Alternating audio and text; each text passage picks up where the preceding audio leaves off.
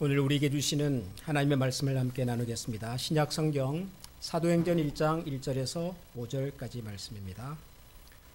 전면에 화면에 소개되고 있는 이 말씀으로 함께 교독하겠습니다. 사도행전 1장 1절에서 5절까지 교독하겠습니다. 한 절씩. 데오빌로님, 나는 첫 번째 책에서 예수께서 행하시고 가르치신 모든 일을 다루었습니다. 거기에 나는 예수께서 활동을 시작하신 때로부터 그가 택하신 사도들에게 성령을 통하여 지시를 내리시고 하늘로 올라가신 날까지 하신 모든 일을 기록했습니다. 예수께서 고난을 받으신 뒤에 자기가 살아계심을 여러 가지 증거로 나타내셨습니다. 그는 40일 동안 그들에게 여러 차례 나타나시고 하나님 나라에 관한 일들을 말씀하셨습니다.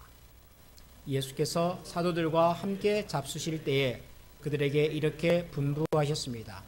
너희는 예루살렘을 떠나지 말고 내게서 들은 아버지의 약속을 다 같이 읽겠습니다. 요한은 물로 세례를 주었으나 너희는 여러 날이 되지 않아서 성령으로 세례를 받을 것이다. 아멘. 가을이죠. 요즘 날씨가 많이 선선해졌습니다. 아침 저녁으로는 정말 긴 옷을 껴입어야 할 만큼 시원해졌습니다. 저희 집에 집사님 한 분이 주신 고추 모종이 있습니다. 지난 여름 동안 아주 이 녀석이 효도를 많이 했습니다. 그래서 그렇게 많지는 않았지만 간간히 고추도 좀 따먹고 재미있었는데 이 녀석이 요즘 좀 시들시들합니다. 빛깔도 예전같이 푸른색이 없고 꽃도 안 피고 그래서 이 농사를 잘 모르는 김 목사가 고민을 좀 했습니다. 얘가 좀 병이 났나 탈이 났나 무슨 일이지 여쭤봤습니다. 전문가에게. 백로가 가면은 고추는 꽃이 안 핀답니다. 내일이 백로거든요. 이제 처음으로 서리가 내린다. 음력으로 백로에 꽃을 피우는 고추는 효자다. 그런 말이 있답니다. 자연스러운 섭리입니다. 무더운 여름이 지나고 시원한 가을이 찾아오고 우리 삶에도 이 코로나 바이러스라고 하는 것 때문에 참 힘든 세월이 왔지만은 언젠가는 또 지나가게 되겠죠.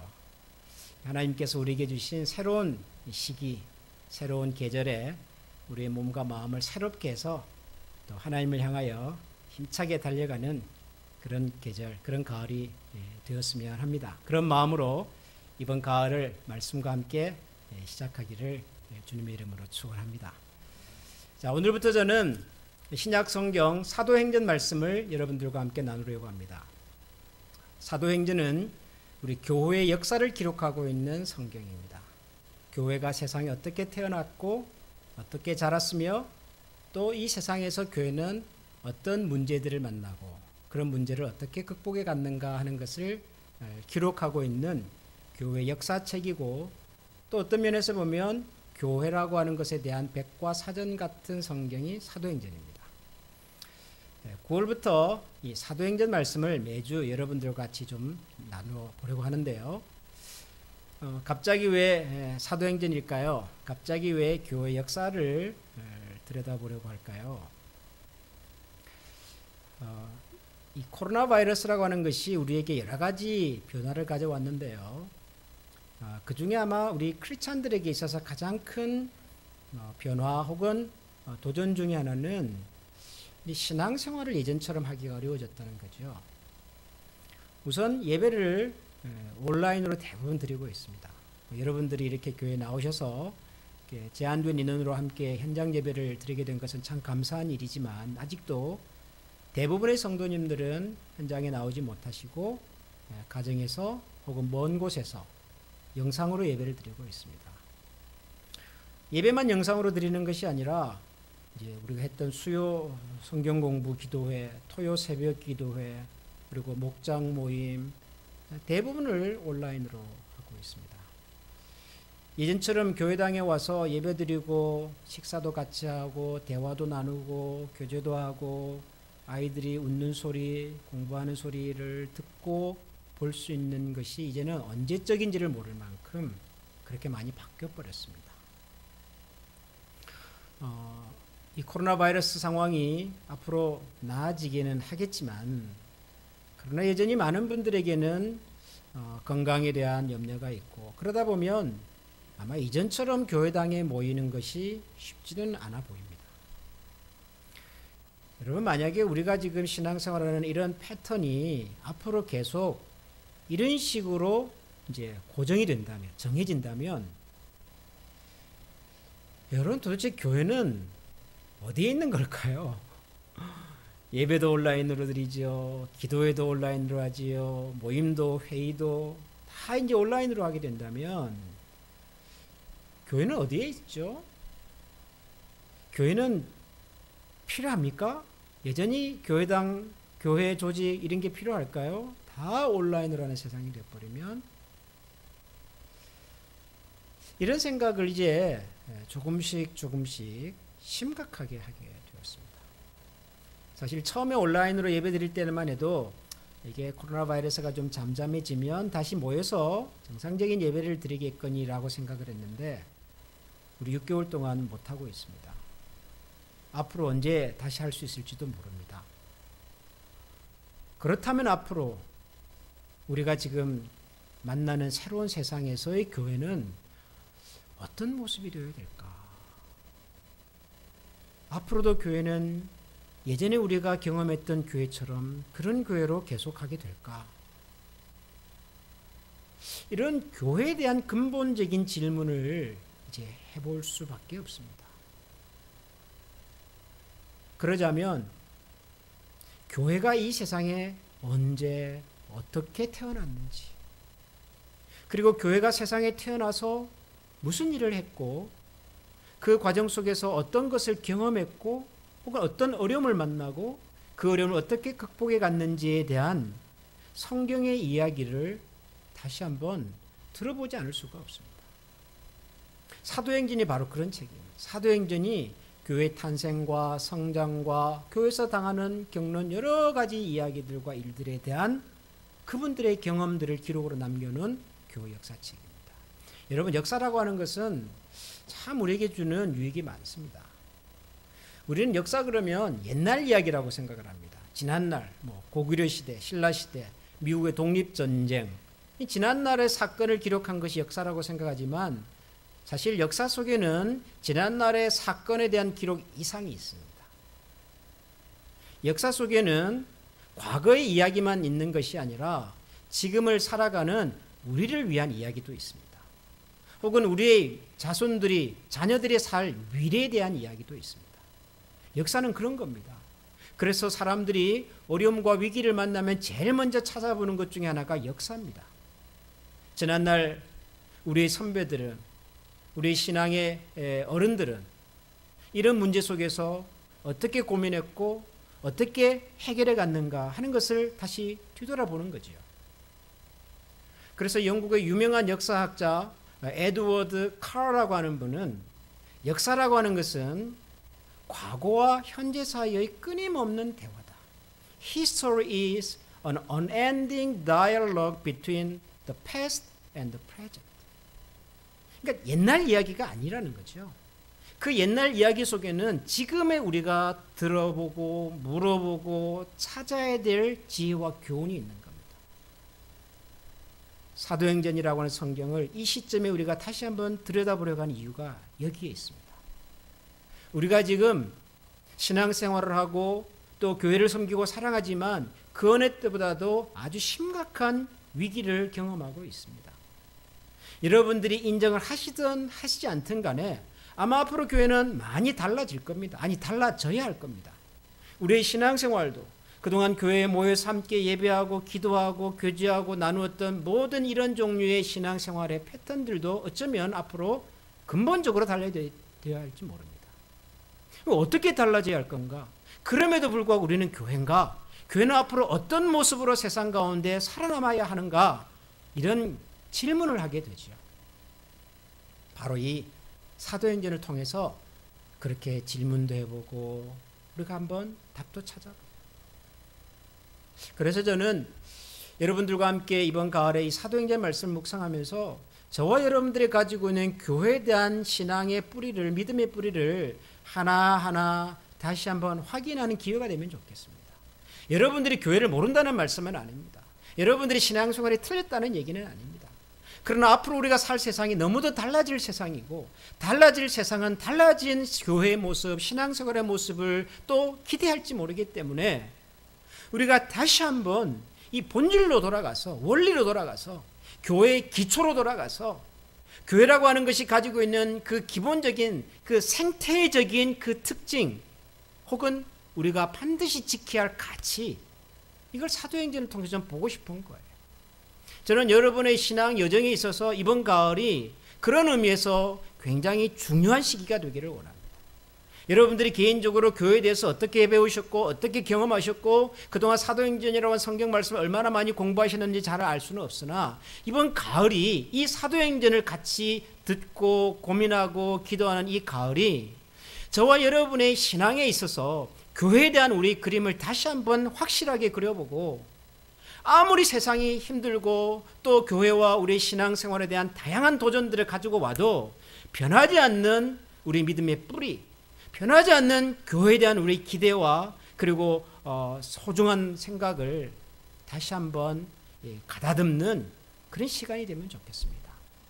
주일 예배의 말씀을 여러분 그래서 기대하시고요, 또 사모하시고, 그리고 마음을 열어서 함께 성경이 우리에게 주시는 이 말씀에 귀를 기울여 주시기를 부탁드립니다. 자, 오늘은 첫 시간입니다. 사도행전의 1장 첫 시작을 우리 함께 잠깐 나누어 보겠습니다. 오늘 읽은 성경이 조금 평소에 여러분들이 익숙하게 읽었던 성경하고 조금 다를 겁니다. 제가 사도행전 말씀을 설교하는 동안에는 새번역이라고 하는 번역 성경을 사용하려고 합니다. 큰 이유는 없습니다. 이해가 좀 더 쉬워서 그렇습니다. 사도행전 1장 1절 말씀이 이렇게 시작이 되었습니다. 데오빌로님, 나는 첫 번째 책에서 예수께서 행하시고 가르치신 모든 일을 다루었습니다. 거기에 나는 예수께서 활동을 시작하신 때로부터 그가 택하신 사도들에게 성령을 통하여 지시를 내리시고 하늘로 올라가신 날까지 하신 모든 일을 기록했습니다. 사도행전이라고 하는 책이 시작이 되는데, 이 책을 쓰시는 분이 가장 먼저 하신 말씀입니다. 데오빌로님, 나는 첫 번째 책에서 이렇게 얘기를 시작을 하고 있습니다. 데오빌로라고 하는 분에게 아마 쓰신 책 같아. 데오빌로 누군지는 모르겠지만, 그리고 첫 번째 책에는 그런 거 보니까 이 사도행전 말고도 또 하나의 책을 이미 기록했다고 하는 것을 알 수가 있겠습니다. 여러분, 데오빌로는 누굴까요? 데오빌로라고 하는 이름 혹시 기억나십니까? 기억나셔야 하는데요.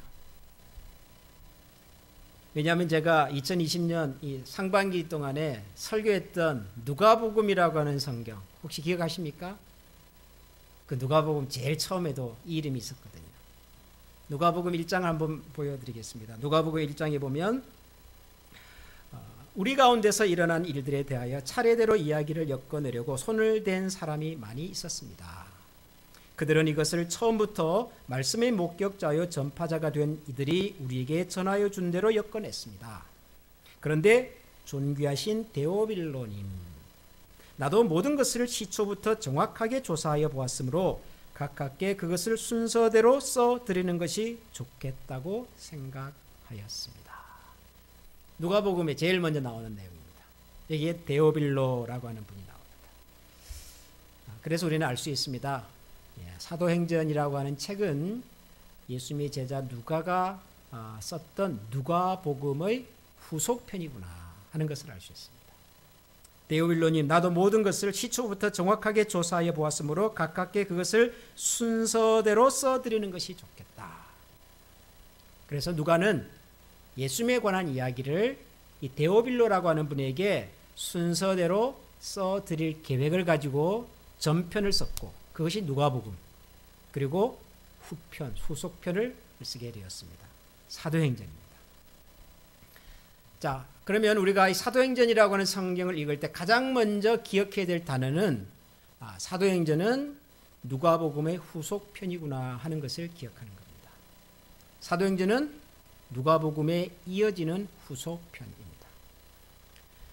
후속편이라고 하는 이 말을 제가 강조하겠습니다. 앞으로 사도행전 설교를 할 때 이 말을 제가 자주 할 겁니다. 사도행전은 누가복음의 후속편입니다. 여러분, 후속편이란 말이 가지고 있는 뜻이 뭡니까? 후속편은 어떤 내용을 가지고 있지요? 어떤 내용을 반드시 가지고 있어야 되지요? 후속편은 전편에 다루었던 이야기를 반드시 가지고 있어야 합니다. 그렇죠? 이 누가복음을 쓰신 분도 누가고 사도행전을 쓰신 분도 누가입니다. 한 사람이 두 권을 썼습니다. 한 사람이 두 권을 썼다고 해서 전편과 후편이라고 말하지 않습니다. 신약 성경에는 한 사람이 여러 권의 성경을 쓰신 분들이 계셔요. 대표적인 분이 요한입니다. 요한은 요한복음을 썼습니다. 요한은 요한 1서, 2서, 3서라고 하는 성경을 썼습니다. 또 요한은 요한계시록도 썼습니다. 그러나 우리는 요한 1, 2, 3서, 요한계시록을 요한복음의 후속편이라고 부르지 않습니다. 그는 요한이 쓴 여러 권의 성경 중에 하나입니다. 사도 바울도 성경을 많이 썼습니다. 로마서, 고린도전서, 후서, 데살로니가서 무려 한 10권 이상을 썼습니다. 그렇다고 해서 사도 바울이 쓴 빌립보서와 에베소서를 전편, 후편이라고 말하지 않습니다. 그냥 사도 바울이 쓴 성경입니다. 그런데 누가가 쓴 이 두 권의 성경, 누가복음과 사도행전을 우리는 하나는 전편, 하나는 후속편, my former writing, my later writing, 선편과 후편이라고 말해요. 이유는 같은 사람이 써서가 아닙니다. 같은 이야기를 하고 있기 때문에. 사도행전의 이야기는 누가복음의 이야기의 계속입니다. 사도행전에서 말하려고 하는 내용은 누가복음에서 이야기하려고 했던 그 이야기의 연속입니다. 누가복음은 무슨 얘기일까요? 누가복음은 뭐에 대한 기록이지요? 이 사도행전 1장 1절에서 이렇게 얘기를 했습니다. 데오빌로님, 나는 첫 번째 책에서 예수께서 행하시고 가르치신 모든 일을 다루었습니다. 예수님께서 행하시고 가르치신 일, 이것이 전편의 내용입니다. 예수님께서 이 땅에 오셔서 가르치신 것, 예수님께서 이 땅에 오셔서 실제로 행하신 것, 이 두 가지를 예수님이 이 땅에 오셔서 그분이 부활하시고 승천하실 때까지를 기록한 것이 전편입니다. 그럼 후편은 똑같은 이야기입니다. 예수님께서 이 땅에 오셔서 가르치셨던 말씀과 예수님께서 이 땅에 오셔서 하셨던 일들을 예수님께서 부활하시고 승천하신 그 이후부터 지금부터 기록하는 내용이 후편입니다. 사도행전입니다. 그리고 그 사도행전은 끝이 났을까요? 안 끝났을까요? 전편의 시작과 끝이 있었습니다. 예수님이 땅에 오시기 시작하셔서 부활하시고 승천하실 때까지라고 하는 기간이 있었습니다. 이게 전편의 내용입니다. 전편이 이야기를 기록한 시간입니다. 후편은요, 그 이후로부터 언제까지? 끝이 없습니다. 언제까지일까요? 여러분 생각에는 후편의 이야기는 언제까지 계속이 될까요? 예수님께서 다시 오실 때까지. 이렇게 보면 이 사도행전이라고 하는 책은 굉장히 중요한 책입니다. 첫 번째로 사도행전은 그분이 이 땅에 오셔서 3년 반 동안 하셨던 그 가르침과 그분의 사역이 지금도 계속되고 있다는 것을 기록하는 책입니다. 사도행전은 절대로 2000년 전에 누가라고 하는 사람이 예수님의 행적과 그 이후의 삶을 기록한 옛날 이야기가 아닙니다. 사도행전은 예수님께서 이 땅에 오셔서 가르치시고 하셨던 그 일이 예수님께서 부활하시고 승천하신 그 이후에도 계속되고 있다는 것을 기록하고 있는 책입니다.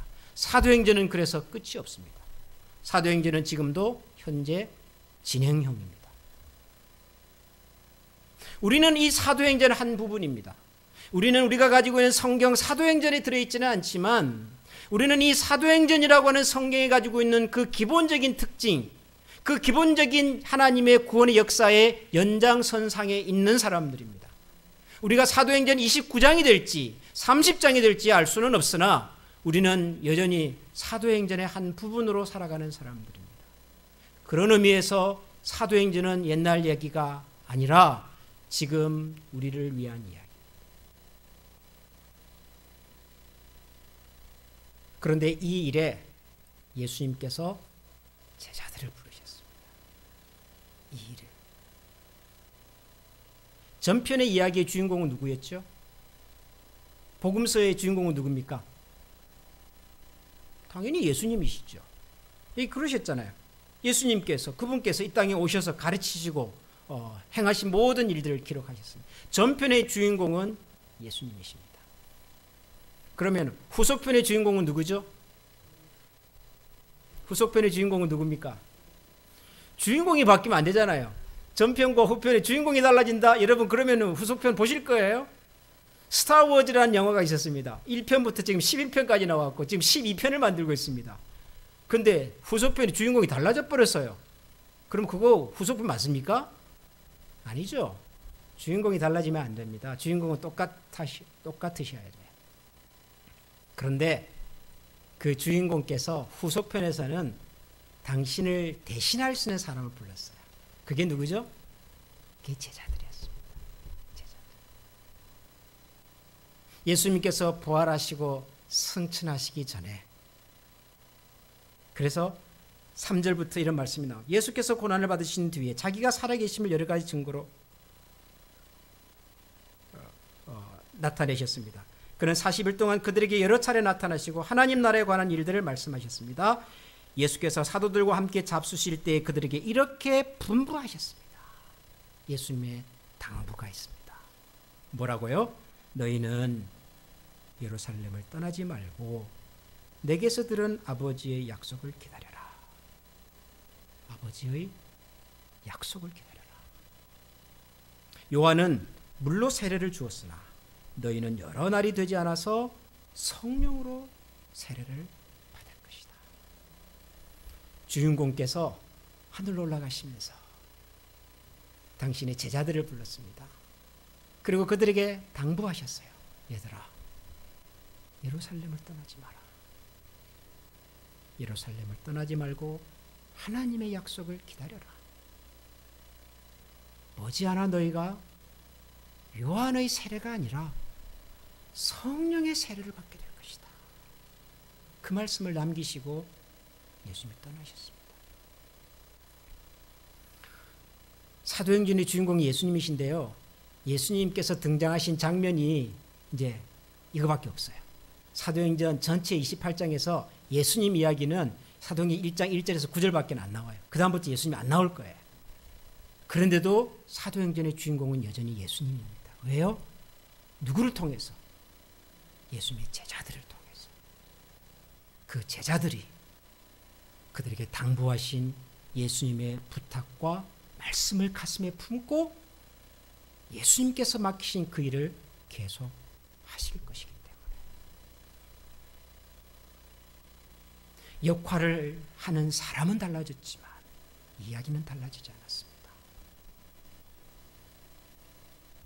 예수님은 지금 우리 눈에 보이지 않으나 그분은 여전히 살아계셔서 그분의 제자들, 사도들, 그리고 그 교회를 계속해서 섬기는 우리들을 통해서 그분의 일을 계속하고 계신다고. 그게 뭐예요? 그게 교회입니다. 사도행전을 교회 역사라고 우리가 설명을 했습니다. 그런데 사도행전은 예수 그리스도가 주인공이신 그분의 가르침과 행하신 일들을 계속하는 책이라고 말씀을 드렸습니다. 그렇다면 교회란 무엇입니까? 교회란 예수님께서 가르치시고 예수님께서 행하신 그 일을 예수님의 부탁과 당부를 받은 사람들이 지금도 계속하고 있는 책입니다. 우리 한미장로교회는 사도행전입니다. 여러분들이 사도행전의 주인공들이십니다. 사도행전, 사도들의 행적라고 불렀던 이 사도라는 말 속에는 저와 여러분들의 이름도 있습니다. 베드로, 야고보, 바울 이 사람들만이 아니라 김민석 목사, 배호환 목사, 석기성 장로님, 뭐 여러 여러분들의 이름들이 사도행전이라고 하는 이 사도 속에 들어있다고요. 우리의 이야기입니다. The acts of the people who delightedly follow to Jesus Christ. 예수 그리스도를 기쁨으로 따르기를 원하는 사람들의 이야기. 사도행전은 여러분 우리의 이야기입니다. 사도행전은 여러분의 이야기고요, 저의 이야기고요, 우리 교회의 이야기입니다. 그래서 저는 이 사도행전이 중요하다고 생각하는 거예요. 이 팬데믹이라고 하는 상상도 하지 못했던 이런 질병 때문에 우리의 마음과 생각이 많이 혼란스러워졌습니다. 우리 신앙생활에 많은 부분들이 영향을 받았고요. 그리고 사실 솔직하게 말씀드리면 여러 가지 걱정들이 있습니다. 교회를 섬기는 목회자로서의 걱정이 있고요. 또 우리 교회를 섬기는 중직자들은 중직자들 나름대로 염려가 있어요. 목장을 섬기시는 목장의 리더들도 고민이 많고요. 주일학교를 섬기시는 선생님들의 고민, 간사들의 고민들이 있습니다. 앞으로 정말 우리가 해왔던 그런 교회 모습, 그런 신앙교육의 모습, 그런 성도의 교제와 이 지역사회를 향한 하나님의 마음을 계속 품고 갈 수 있을까? 고민이 많고 생각이 많고 두렵고 자신이 없어요. 여러분, 우리는 해낼 수 있을까요? 여러분, 우리 한미교회는 지난 20년의 역사를 발판으로 해서 앞으로 20년에도 이 지역에서 여전히 하나님의 교회로 존재하고 사명을 감당할 수 있을까요? 자신 있게 예라고 대답할 수 있습니까? 두려워요. 솔직히 두렵습니다. 많은 교회들이 위기를 겪고 있고요. 교인들이 알게 모르게 교회를 떠나고 있고 언제 돌아올지 기약을 할 수가 없고요.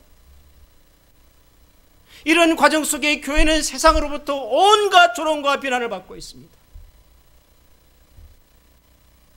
여러분, 이 세상에 교회가 얼마나 많습니까? 여러분, 미국의 교회가 얼마나 많습니까? 하나님, 이 클리블랜드 지역에 여러분 교회가 얼마나 많습니까? 우리 한인교회만 말하는 것이 아니라 교회가 얼마나 많냐고요. 다 교회가 맞습니까, 여러분? 우리는 정말 교회를 섬기고 사랑하는 예수 그리스도의 제자가 맞습니까? 이때까지는 이런 근본적인 질문을 하지 않고도요, 뭐 그럴만 했어요. 살아올 수 있었어요.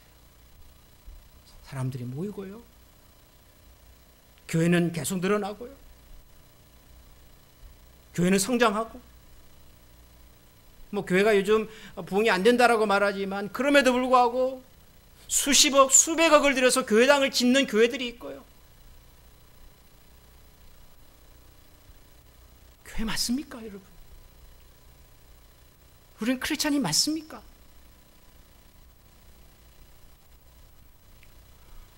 제가 지난 수요 성경 공부 시작하면서 그런 말씀을 잠깐 나누었는데 혹시 여러분들 들으셨는지 모르겠습니다만 요즘 제가 반성을 많이 합니다. 그 어느 때보다도 목회자로서의 책임감이 무거워요. 우리가 경험하고 있는 이 교회와 기독교가 세상으로부터 듣는 이 얘기가 너무 따갑고 그 한복판에 저 같은 교회 지도자들의 허물이 있는 것 같아서 너무 비난하고 죄송하고,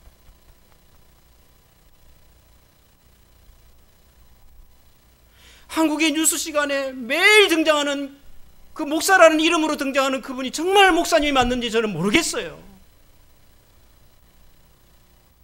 아니, 어떻게 하나님의 면전에서 그런 얘기를 하냔 말이에요. 하나님의 면전에서 어떻게.